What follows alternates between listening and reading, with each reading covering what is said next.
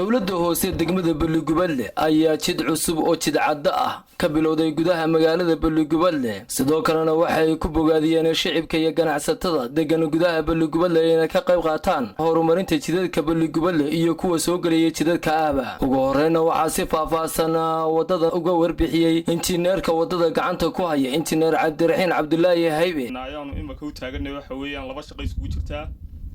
waa kala bixintii ciidda iyo garaacisteedii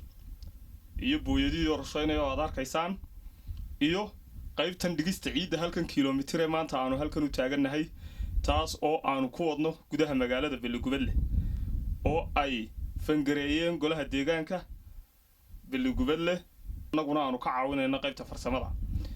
marka halkan waxaan imaka ay taalaa 25 kiiloomitir ayay ciiddu taalaa wadada Balligubadle almost oo 14 horena ay hore u garaacnayeen iyo 11 aanu imaka garaacayno oo gacanta ku hayno taasoo ay iska kaashadeen deegaanka iyo ganacsatada oo ay base u tahay wasaaradda gaadiidka iyo horumarinta jidadka oo nagu hogaaminayo wasiirkaas Cabdilaahi Abukar oo ay gacanta ugu weyn ka qaadatay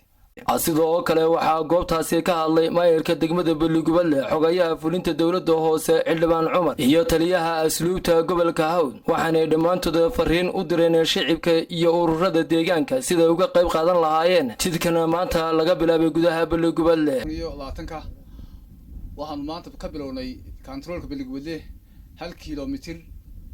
oo carituul ah oo ay dhigayso dowladda hoose degmada Balligubadle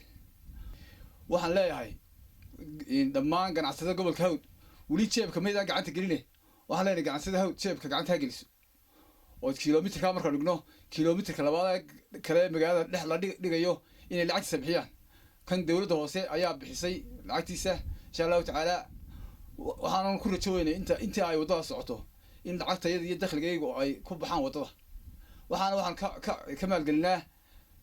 in cashuurta iyo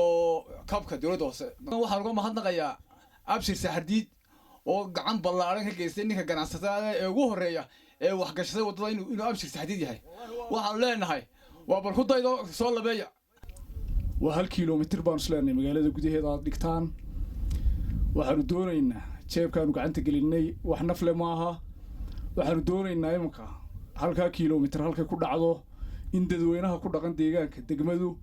ay ka soo qayb galaan contribution-koodii fiicnaa ee weligoodba ay kaga qayb geli jireen oo runtii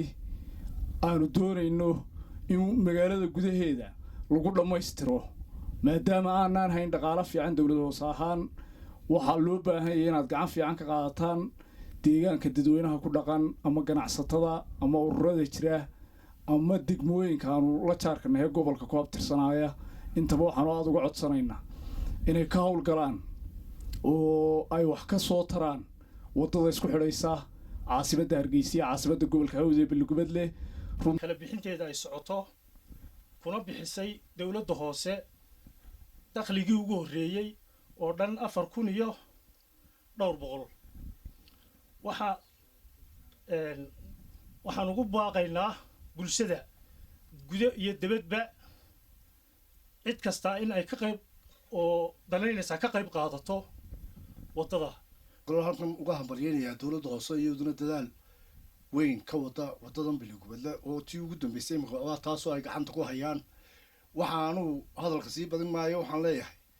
dadweynaha ka soo jeeda gobolka Hawd dhamaantood waxaan leeyahay inay ka qayb qaataan wadada Balligubadle odayaasha deegaanka ayaa mahadnaq dabadii waxay u ballan qaadeen inay ka qayb qaadan doonaan isna garab taagi doonaan golaha deegaanka Balligubadle waxa mahadle cid kasta oo ka qayb qaadatay wadadan maal ahaan iyo maskax ahaanba oo dadka hantida ku bixiya qurba joog iyo qolqol joog gudida wadada oo xil badan iska saartay gurmad relief oo ah ururka ugu ballaaran ama ugu weyn ee ka qayb qaatay wadadan waxa maanta mahad gaar ah u naqayaa maayarka iyo maamulka dowladda hoose oo xaqiiqatan aan oran karo wadadan ilaa iyo halkii laga soo bilaabay oo 25 kiiloomitir uu sheegay injineerku gacan libaax ku lahaa markii saddexaad ama markii afraad imika ay si gaar ah dowladda hoose iyo maayarka Beligubadle ay ugu bixiyaan maal ugu bixiyaan weeyaan maanta fayska u horeeyay ee imika dowladda hoose dhigtay halka mar ayaa magaaladii galay ilaahay baan ku mahadinaynaa ayagana waa ku tahanadeynaynaa ka labaadna annaguna haddaanu dadweynaha nahay wixii taaga iyaga uu yahay waanu ku daraynaado aan horeba waanu ugu daraynayo tii burcaba waanu ku daray iyo bahashi ka ceerigaababa ee tanna kol haddii magaaladiiba na soo gashay annaguna waxba la hadhi mayne wixii aanu haddaal xumiye karaanka annaguna waanu ku daray baanu leen